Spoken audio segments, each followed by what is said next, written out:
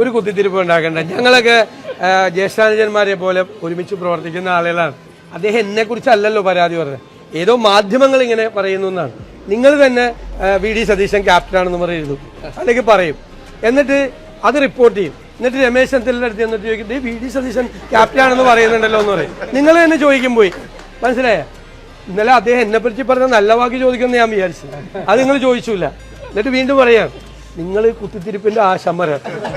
അപ്പോൾ കുറച്ചുകൂടി ഇപ്പം ഈ ആരോഗ്യരംഗത്തെ പോലത്തെ കുറേ പ്രധാനപ്പെട്ട വിഷയങ്ങൾ, പാവപ്പെട്ടവരെ ബാധിക്കുന്ന, സാധാരണക്കാരെ ബാധിക്കുന്ന വിഷയങ്ങളിലേക്ക് നിങ്ങളും കൂടി ശ്രദ്ധ പതിപ്പിക്കണം എന്നാണ് എൻ്റെ അഭ്യർത്ഥന. രാവിലെ 9 മണിയാകുമ്പോൾ വേറെ ആകാശത്ത് നിന്ന് വാർത്ത ഉണ്ടാക്കി ഇന്നലെ ചില മാധ്യമങ്ങൾ. ഇപ്പം ഞങ്ങൾ ജയിച്ചില്ല നിലമ്പൂർ.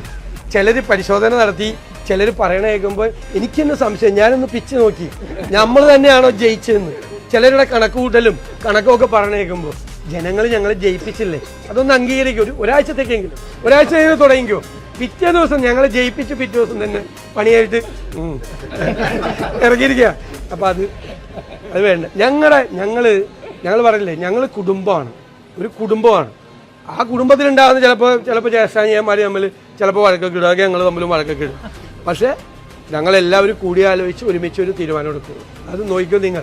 ഞാൻ ടീം UDF എന്ന് പറഞ്ഞത് നിങ്ങൾ എഴുതി വെച്ചു, നിങ്ങൾ പറഞ്ഞില്ലെങ്കിലും ജനങ്ങളുടെ മനസ്സിലുണ്ട് ടീം UDF എന്ന്. 2026 തെരഞ്ഞെടുപ്പ് പൂർത്തിയാക്കി തെരഞ്ഞെടുപ്പ് പ്രഖ്യാപനം വരുമ്പോൾ നിങ്ങൾക്ക് മനസ്സിലാവും ഞാൻ പറഞ്ഞ ടീം UDFൻ്റെ കരുത്തെന്താണ്.